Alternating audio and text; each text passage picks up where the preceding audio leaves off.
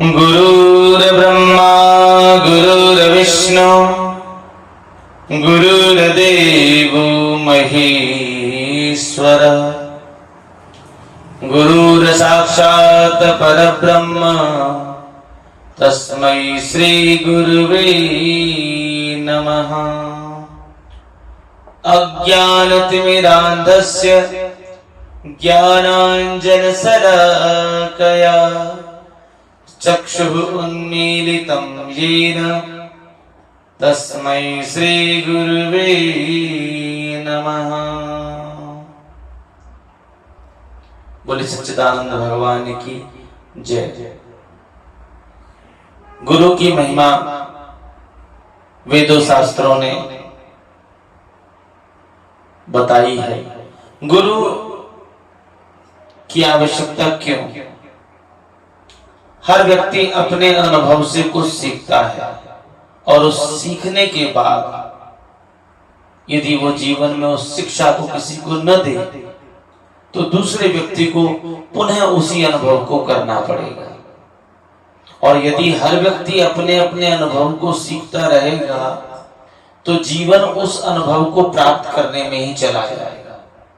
इसीलिए जो व्यक्ति अपने अनुभव को दूसरों को दे जाते हैं वो गुरु कहलाते हैं।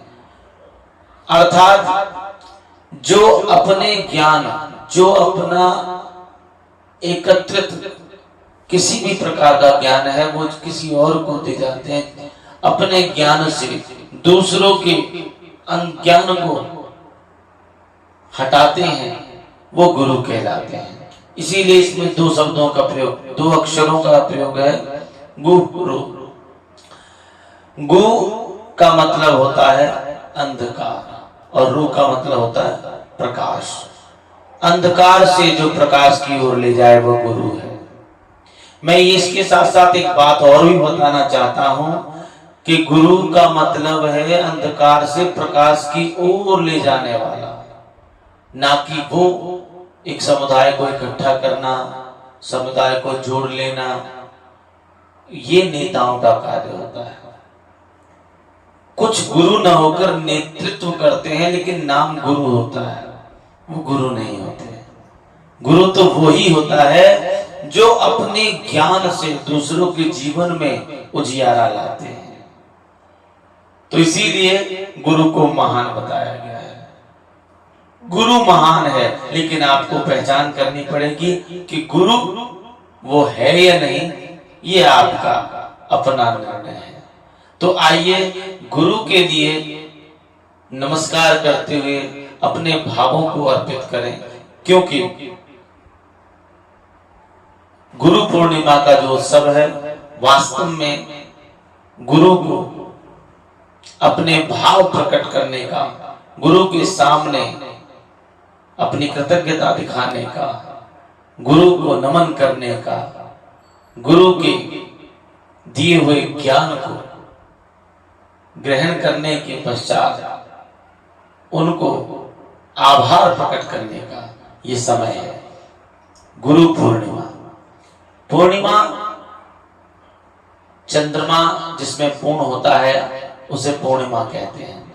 और पूर्णिमा में चंद्रमा के पूर्ण होने से, चंद्रमा क्योंकि नक्षत्रों का अधिपति है, चंद्रमा मन का स्वामी है, इसीलिए मन में दृढ़ निश्चय बनता है।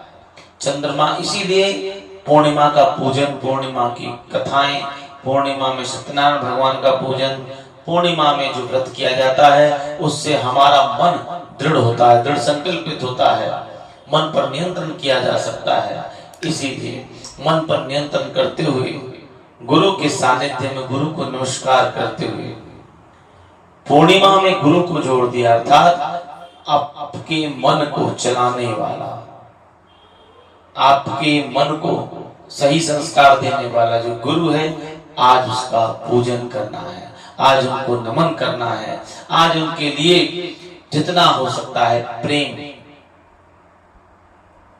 प्रसारित करना है, प्रेम भेंट करनी है, करना है। तो इसीलिए गुरु को अपना पूर्ण भाव दिखाने का ये उत्सव है। गुरु पूर्णिमा।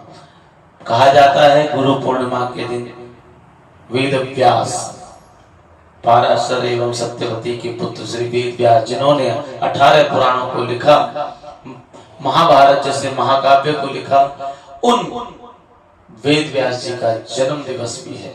क्योंकि वह जगत गुरु रहे हैं, जिन्होंने संसार को अपने ज्ञान से प्रकाशित किया, इसीलिए भी इस पूर्णिमा को गुरु पूर्णिमा कहा जाता है।